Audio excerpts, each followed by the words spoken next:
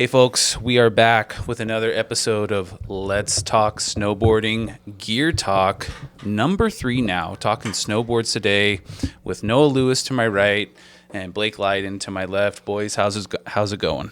Going good. Yeah. Going real good. Awesome. So how have things been around the shack lately? Is it still pretty slow, or things picking up a little bit? It's been picking up a little bit. People are starting to come in a little bit more for the seasonal rentals and stuff, as we're getting a little closer, but still has been, fairly slow, unfortunately. Looking at the weather forecast, as I'm sure you have it, it's kind of keeping people maybe, not coming in quite yet. Yeah, no snow to speak of. But it's looking like it's going to be cooling off here in the next week or so. So that's kind of encouraging. At least they'll be able to make some snow at Schweitzer at least, and maybe we'll be able to get out there. Yeah, it's coming. We just got to wait. I saw today, I think Arizona Snow Bowl opened before we did, which is kind of crazy. They got like 40 inches over the last week. Yeah, and I know that I think Whistler is looking like they're probably going to be opening soon. They're actually getting like pretty substantial amounts of snow up there, but I saw people over in Jay Peak in Vermont up by the border. Yeah, the ice coasters got it. Yeah, they got hit good. So yeah, we'll get it. It'll come. Yeah. I was watching one of the YouTube weather forecasters the other day, and he was kind of freaking out. And he's like, "Oh well, they put out this notice for our area coming up here soon that it's going to be a crazy change, and we might just be seeing snow for like weeks, if not months, almost every day." So, all right, hopefully that's coming up soon. Better be right. Yeah, for sure. Take it. So yeah, dude. So talking about snowboards today. You guys here at Ski Shack carry a wide range, whether it's from Jones to LibTech, Nitro to Arbor, and everything in between, Burton, of course. So let's just kind of start talking about how you guys feel about this, like this year's line. The demos have been coming through, and everyone's kind of showing what's new, what's cool with their snowboards.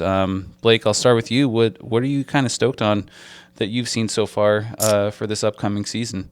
Like you said, they've been coming through and kind of showing us some stuff. And, we went out last year and did some demos in Mission Ridge and Wenatchee and got to, ride a few of the things. So as far as like kind of new boards that are coming out this year, I think the one I'm excited about is this Burton Sketch Artist here.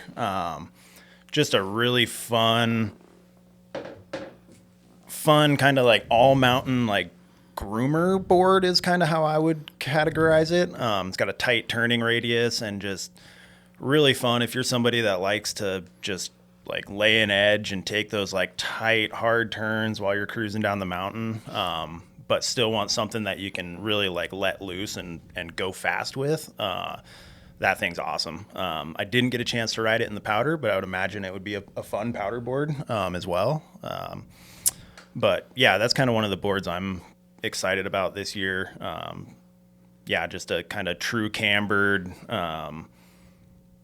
fun, somewhat stiff, but really tight turning snowboard. It does have the channel, which, I think a lot of people take a look at and assume that it's only going to work with Burton bindings. But just to anybody out there, you can get pretty much any binding on the market. There are a handful that still don't have a base plate that's compatible.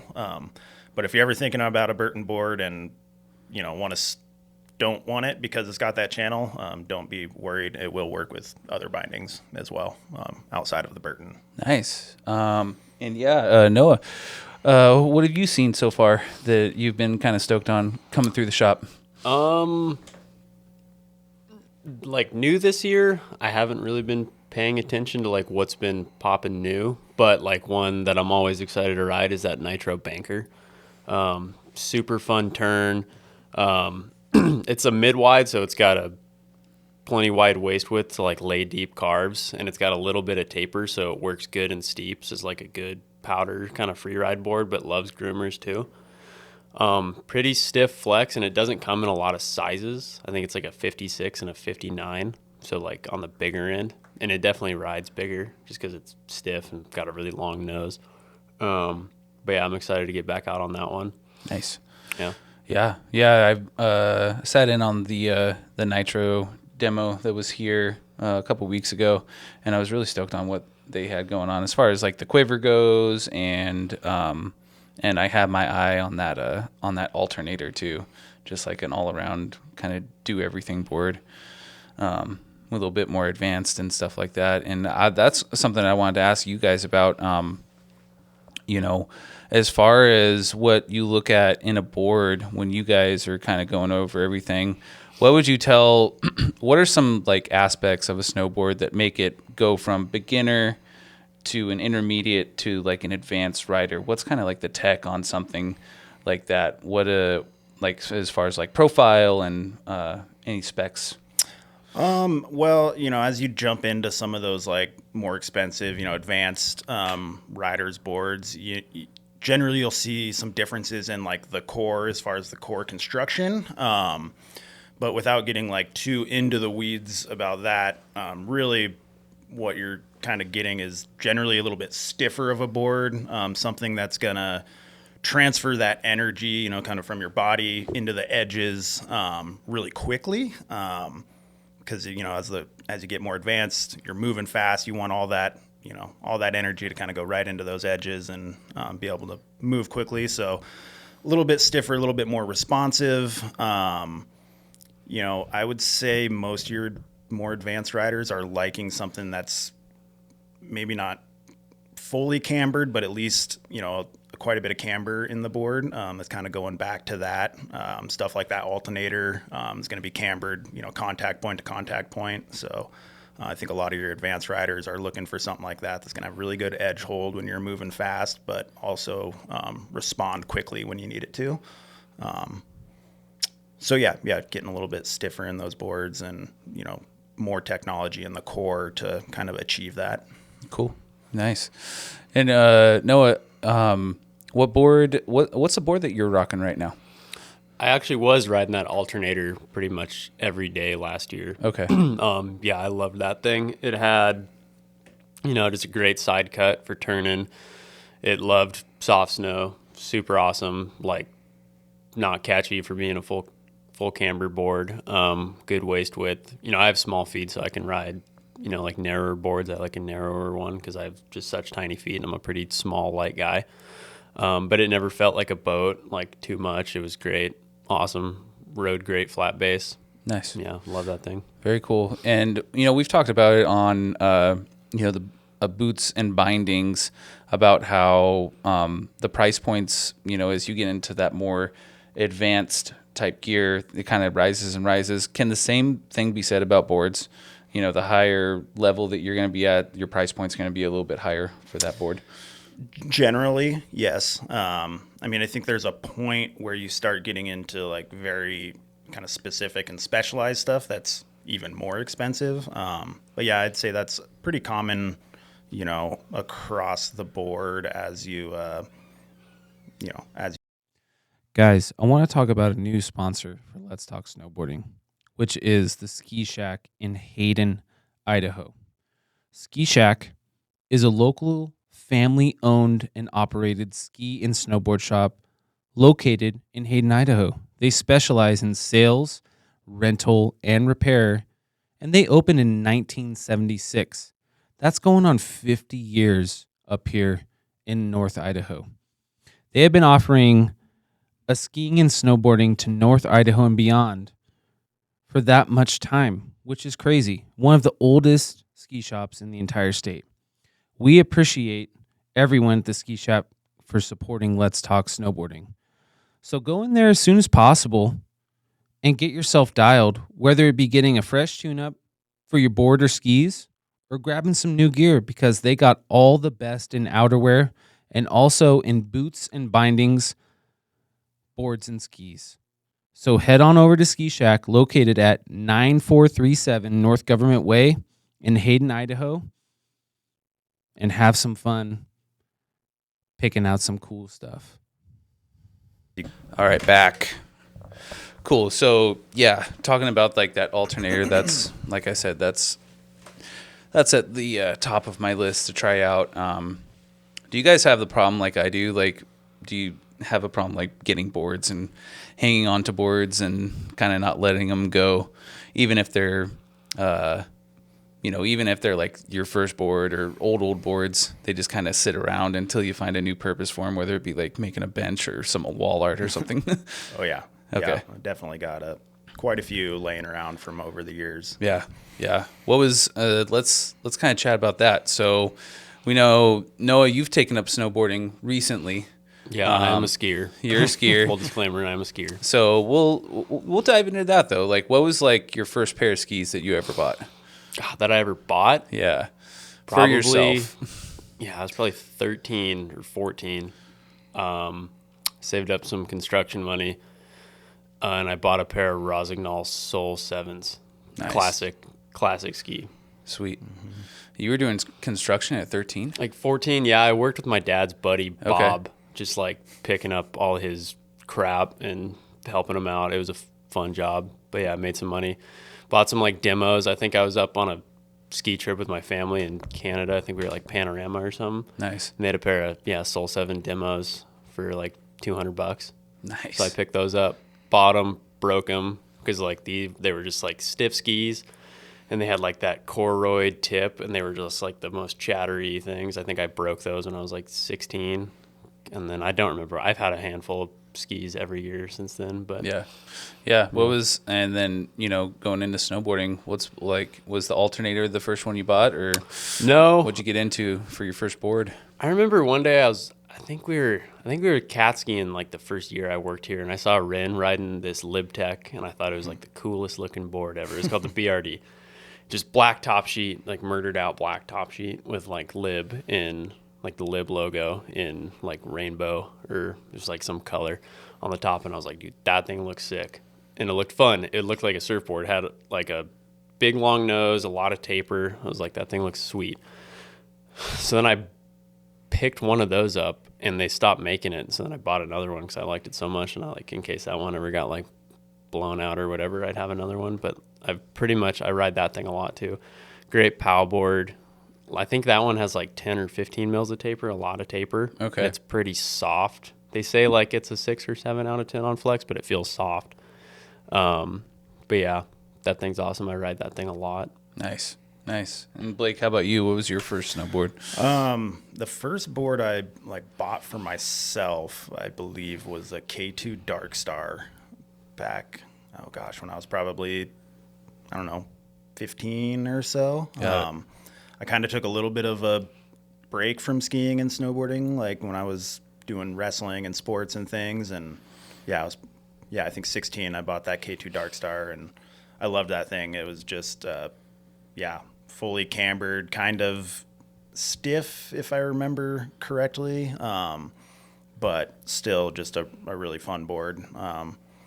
I remember the graphic really well. It was a little girl crying and reaching up for her balloon that was floating away, and I love that board. That's one I wish I still had around somewhere. I'm not quite sure exactly what happened to that one. Oh, bummer. What's the oldest board in your quiver right now? Like, what's sitting in the garage that you still have hung on to? Oh gosh, well, I actually have a Burton Custom X that I bought when I was probably 17 or 18. Okay. Maybe 18. Yeah. So maybe close to 20 years ago. And about a week after I bought it, I broke the tail. Excuse me. Broke the tail of it. And unfortunately, they wouldn't warranty it. So I just had, brand new board with a broken tail. So I cut it off and made it kind of into a little swallowtail board. Is that the one that's been sitting in the back? Yeah. Oh, yeah. So that one actually looks really... It looks great for a 20-year-old board. Yeah, exactly. So still got that one sitting around, and yeah. Nice, dude. Very cool. Yeah, I still have my original one I bought for myself when I was 19. Nice. Yeah, when my freshman year of college. So that one doesn't get used at all, but Yeah. it's gonna make a cool bench or a piece of wall art one of these days. Yeah, it has a cool top graphic, really cool. It's like a Sex Pistols like Sid Vicious, kind of like drawing with like British flags all over it and stuff nice. like that. I have Cool. no idea like what brand it was, but really? it was on sale at Extreme Board Shop when they had their second location in Medford when I was down there in Medford, Oregon, and they just had like this crazy clearance, and it's a 164, so it was like one of those weird, sizes. So I was like, how much for this board? Because I didn't have a price on it. He's like, what do you got? I was like, I got $80. He's like, sold. Get it out of the shop, dude. Best. Yeah, it was sweet. Yeah. So, talking about old boards and coming into now, like, what are some things that, like, Blake, what have you seen during these years that's really been cool to, like, as far as, like, the camber where it's like early rise into rocker, any of that kind of cool new technology that's going on that makes the board performance like super, super sick now and like really, really user friendly for like entry level people too. Well, it's really interesting because as I'm sure you've seen, we kind of went, when we started, it was like full camber, like contact point to contact point with pretty much everything out there. And then rocker came into the fold. Everybody got all excited about rocker. You almost saw the cambered snowboards start to kind of disappear. And then they started blending the two. So now you've got the, camber rocker within a board. And I feel like in the last couple of years, it's kind of tightened back into a lot more cambered snowboards, almost back to what it was in like the early 2000s, kind of late 90s, early 2000s, that, full camber from contact point to contact point. Definitely seen a lot of that. So it's kind of circled back to what it was in some ways. Obviously, the technology's gotten a lot better and things have changed. But what is cool that you see a lot now, and you kind of said, was like that early rise rocker. So you'll see a lot of snowboards now. They're going to be cambered, just up to before the contact point. So that contact point's not being, actively pressed into the snow as much, which just makes it a lot friendlier going in and out of turns. Not going to feel as catchy if you're trying to do some like buttery tricks and things like that. And also opens the door for, your kind of beginner and intermediate riders to ride a more advanced board and still be able to control it. So kind of the blend of like the rocker and the camber that they've been doing over the years is really cool. Like finding a way to, blend them together that's going to work for kind of everybody. Yeah, that directional camber. Makes turn initiation way easier for, most people. Yeah, and it's interesting to like kind of try out new boards and stuff. And I've always been a big fan. When I worked at the mountain, I was teaching snowboarding. I was a snowboard instructor, so I was a really big fan of just true twins.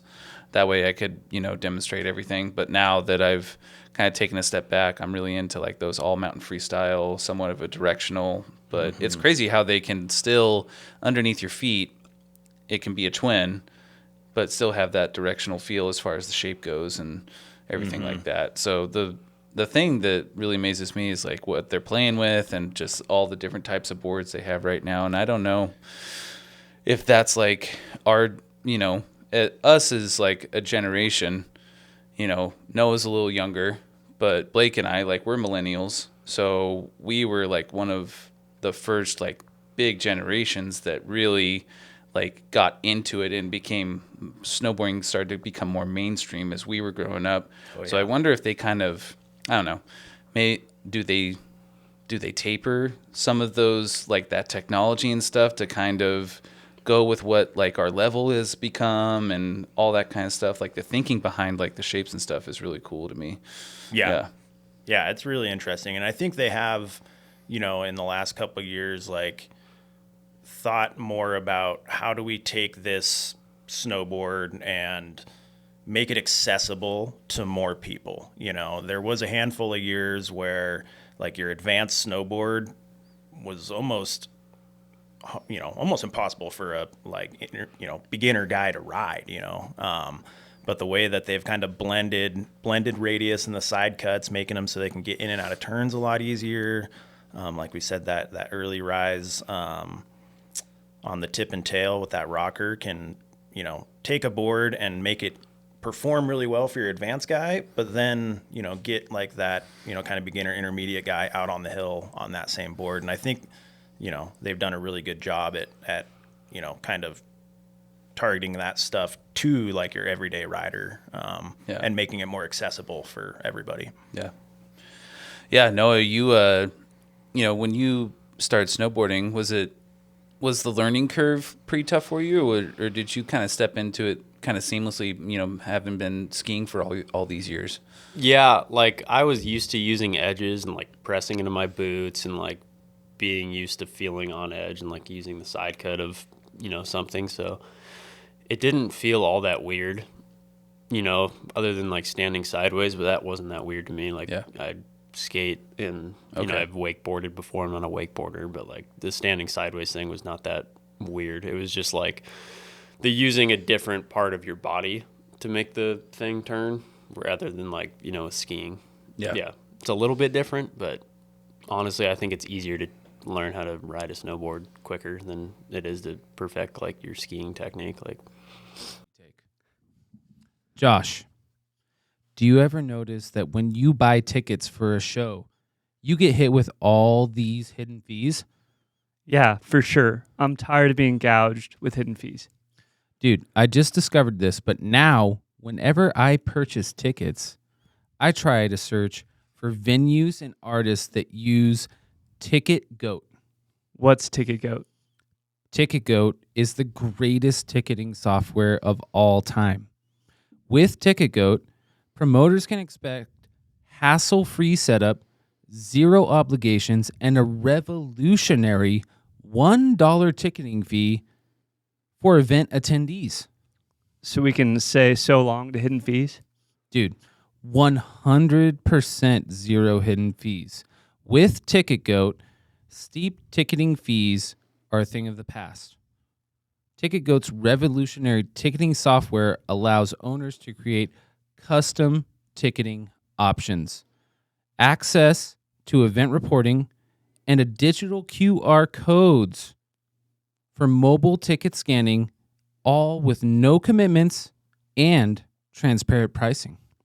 Sick. That means event owners can keep their profits and ticket buyers can purchase tickets without being gouged.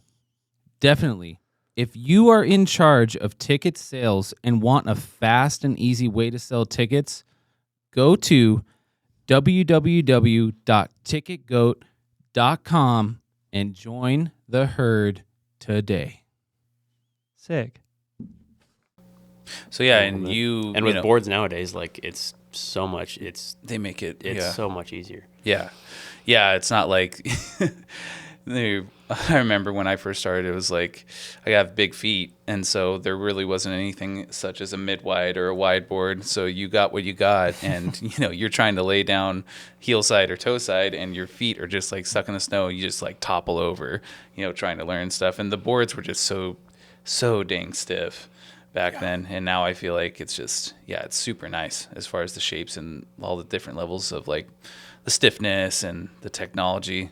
So it is very cool to see, to try and get those, new people into the sport. Makes it a lot easier for them to, put a board on where, even if it's a rental now, like the rentals are usually are pretty solid now. Yeah. Like, oh yeah. As far as like Solomon, Solomon Rosignol are probably the two that I saw at Schweitzer, teaching up there that we had. And so I'm like, those are solid brands. I can't remember what we had back in the day. I think we had, not to hate on them, but I think all of the rentals when I was growing up was like Head or some old Moros or something like that. I do remember the Head rentals back in the day. Yeah, for sure. But yeah, talking more about these boards behind us, we talked about that Burton and the Nitro.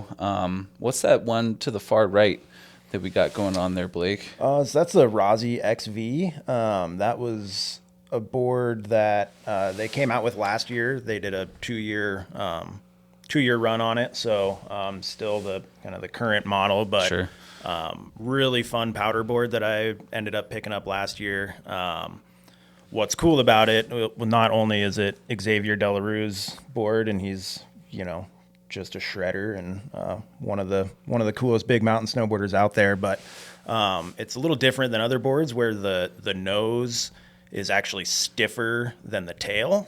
So most boards, you're going to be kind of stiff, you know, stiff in your middle, soften up, you know, on your nose and tail, or be softer in the nose and kind of stiffen up in the tail. What they did with that was made the nose stiffer and the tail softer. And what I've noticed out of that is it's really nice when you're in like tight trees. You can kind of sit back on that tail and swing your nose around really easily. So it makes it really maneuverable when you're in like, you know, kind of tight, you know, deep powder. And then when you want to, you know, go downhill and you're ready to just kind of charge, you step into that nose, and with it being a little bit stiffer, it really just plows through everything. Rides through chunder really well. Just one of the funnest powder boards I've ridden in a long time, but it does ride. It feels different, especially when you're on a groomer. That stiff nose kind of hooks up and will like take you in a turn, like pretty hard, which is weird to get used to. But once you get used to it, it's like really fun on a groomer. So yeah, that's one I'm excited about, and kind of excited to see if that translates into some more snowboards in the future, going with that kind of stiffer nose and softer tail. So that's like a front foot heavy board. Yeah, Like it can be. Yeah. Yeah. I mean, it's really, I feel like it's really versatile, because when I want to go, you know, back foot and kind of get slashy, it steps back and that nose lifts up enough that you can kind of go into like surf mode with it. And then when you're going into like, you know, You want to put the gas pedal on? yeah, you just kind of step forward and it really charges into that nose. Nice. So yeah, I love it. I would highly recommend it to anybody that's looking for a good all mountain powder board. Nice. And you guys, you know, working here, you guys get to demo quite a few boards on the regular, right? When you're up there going to the mountains. Mm-hmm. Yeah. Oh, yeah. What has been a board? Let's talk about this, Noah. Like, what has been a board that you were really happy with, that you demoed probably maybe last season? And are there any boards that have been coming out, or that you've been seeing for this season that you're kind of like, oh, I want to try that one out? One I got to ride a few days last year was that Gremlin. Okay. From Canoe. I got to ride that one, and I've never been like a huge fan of the volume shifted snowboard, just because I have such small feet. I don't like that wide waist width. But that one, it's not like a crazy volume shift. Like, you don't need to downsize a lot. It's like 1 to 3 centimeters. So that one still felt maneuverable, but like in a shorter platform, like super maneuverable, especially like in our tight North Idaho trees. Like, that thing's awesome. Yeah. Love riding that thing. Good waist width for carving too. Nice. Awesome shovel nose, good side cut, good setback. I love that thing a lot, that Gremlin. And then one that I've really wanted to try for a long time is that Jones Storm Wolf. Okay. The Storm Chaser.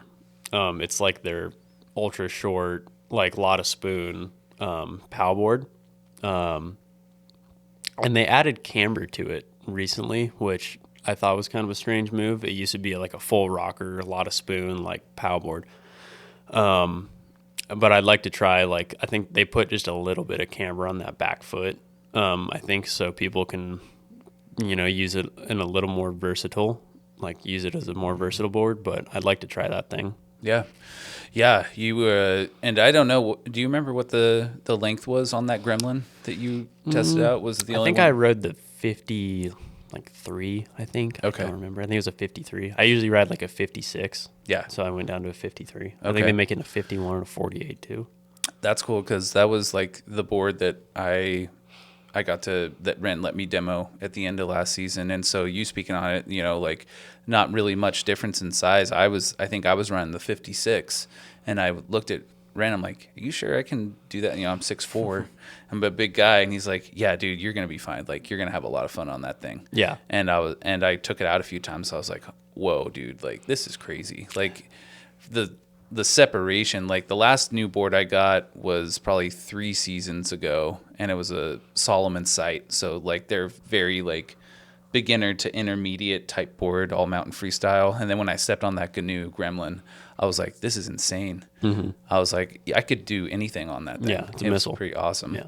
Yeah. That volume shift thing is hard for a lot of people to get over that like don't understand like what, like a volume is really. Like, yeah, you get some guy in here looking, like the Orca is one everybody buys. And when you try to explain like the volume shift, like you want to ride this thing like, 6 to 10 centimeters down from what board you ride normally. So like if you ride a 59 in a normal, standard waist width board, don't buy a 59 in this board because it's just going to be like huge. Yeah. Yeah, it's a hard thing for people to get over, like downsizing, like they don't understand it. But if you can like explain it slowly to them, be like, no, it's going to occupy the same volume that your 59 would, but in a way more maneuverable platform. Yeah. Then they kind of like will slowly start to get it. But like, yeah, I remember like we carried that Storm Chaser for a few years. And I was trying to get this guy who was like my size, I was trying to get him onto like the 147. And that was just like a really hard pill for him to swallow for some reason. He was like, no, I'm not going to be able to ride this. Like no stability. Like, what are you doing? And I was like, just trust me. Just trust me. Guys, I want to talk to you about a new sponsor that we have. So big shout out to our friends at Fine Brewed Cafe in Coeur d'Alene, Idaho. Whether you're gearing up for a powder day or winding down after a long ride, Fine Brewed has you covered with craft coffee, legendary mimosas, and a killer vibe. They're all about fueling adventures, connecting the community, and keeping you caffeinated for whatever the mountain throws your way. So next time you're in town in Coeur d'Alene, stop by Fine Brewed on Sherman Avenue, grab a cup, and keep chasing that stoke. Yeah. It'll be okay. Awesome. I'm guessing he was fine. Didn't He was bring fine, it back yeah. or anything. Yeah. I think in general, there's a lot of people out there with boards that are longer than what they need to be. Yeah. Because I remember when it, first got big and it was like you had to switch to snowboarding, they were talking about like a snowboard like mid-face, it was like, oh yeah, you want it to be up around your nose and a lot of people still think that. And I think if you look up on, if you just like do a Google search, it might tell you like to go a little bit longer, but I don't think that's necessary for most people. And the way boards are now, I mean, I think you should be more around your chin. It's going to be a lot more maneuverable, and it's still going to do all the things that you need it to do. That does vary based on, a person's weight and, the specific board. But, I think people are a little stuck in that, like, oh, I need that bigger board, and it can be really hard to convince them, especially when you're going to like a volume shift. But don't worry. It'll be okay. You can go down a little. Yeah, definitely. Yeah, I remember when I was selling boards at Big Five back when they had snowboards my first year of college. They're like, oh, you snowboard. Oh, cool. You're going to be our snowboard guy. And that was always my rule of thumb. I was like, you're going to want something between your collarbone to your chin. Yeah. You're not going to want to go. No. If you're just starting out, you do not want something long because it's just going to be less responsive to where if you have a shorter board, it's going to be more responsive. And that was back in the day when the technology was just still not that great. So yeah, you don't need a board up to your eyebrows.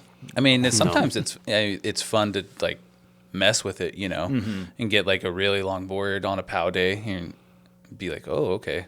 But for the most part, I'm like, I don't really like it. I just think everything is, if you keep it a little bit shorter, and now that with like that true twin and directional like hybrids and all that kind of stuff, it just makes it easier. Like when on a POW day and you want to be in the trees, you're going to be able to turn quicker and get around stuff rather than like being on a long ass log boat. Yeah.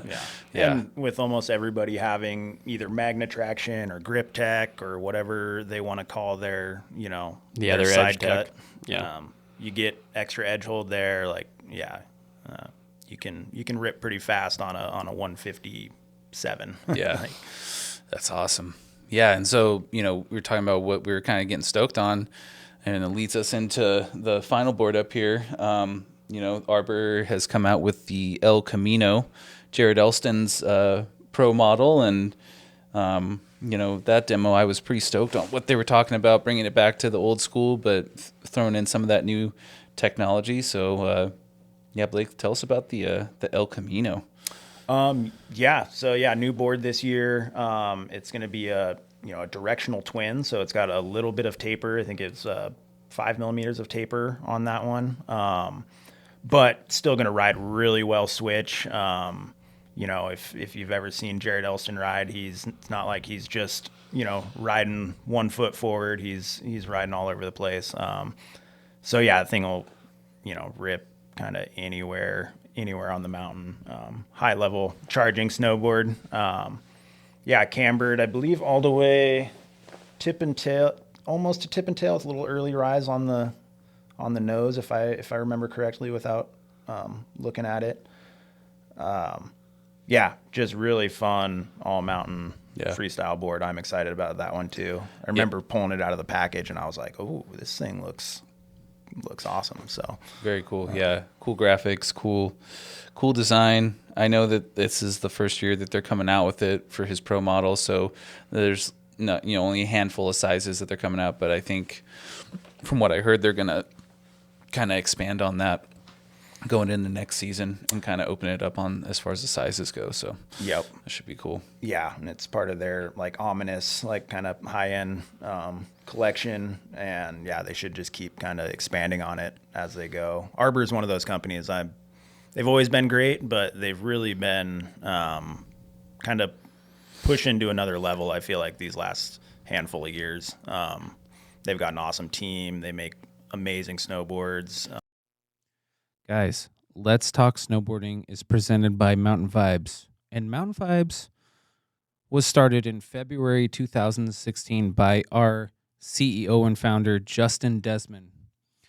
With the input of close friends, Mountain Vibes officially went live November 1st of 2017, and Justin runs it with the help of Mountain Vibes co-owner Emily Sorger and our core team. When Justin created Mountain Vibes, his objective was not only to create a snowboarding company, but also a family where passion and the love of snowboarding outweighed years of experience and where judgment is not tolerated. We don't like the cool guys at Mountain Vibes. Everyone should be included in Mountain Vibes. Passion of snowboarding is what brings us all together and makes us a family. Along with creating a snowboarding family, Quality Snowboarding Apparel, we are a non-profit with an outreach program called Good Vibes and High Fives, where we take less fortunate kids out to snowboard. And I want you to check out our website, mountainvibes.com with a Z, and see what we're all about. We have everything from the charity to the apparel, and we're stoked that Mountain Vibes has presented Let's Talk Snowboarding over these last, 2 years. So thank you to Mountain Vibes. They've kind of done some crazy stuff as far as their team and who's working for them now too is kind of crazy. It was kind of insane to see, Red Gerard ditch Burton and come to Arbor, and then, they get Danny Cass, Jared Elston, and, quite a few other guys. I can't remember who the entire team is right now, but it's a list of heavy hitters, that's for sure. Yeah, they've always been great, but like you said, this year and the last couple of years, they're kind of coming to another level of what they're doing in their snowboard division, which is really cool to see. Awesome. Very cool, very cool. Speaking on Jared, you worked at Bachelor for a while. Mm-hmm. Did you ever see him I'm sure I did. I ran lifts there for 10 years, so I definitely saw anybody and everybody that was up there in that time period. There were probably a lot of little groms at that point. Yeah. Yep. It is kind of funny seeing some of those names now, and I'm like, oh yeah, I do remember seeing that little kid ripping, doing crazy things down the mountain. Very cool. Very nice. Yeah. Very nice. Well, cool, guys. So I'll kind of throw it out to you guys if there's anything else you kind of wanted to talk about as far as boards go. But that's going to lead us into our next gear talk here next week. But yeah, Noah, is there anything else that you wanted to speak about that we didn't cover? Bring your boards in to get waxed. Those high-end boards need to get waxed. Bring them in. They're thirsty. Yeah, they're thirsty. After the Those summer. centered bases are thirsty. Yep. Bring them in. Yep. Very cool.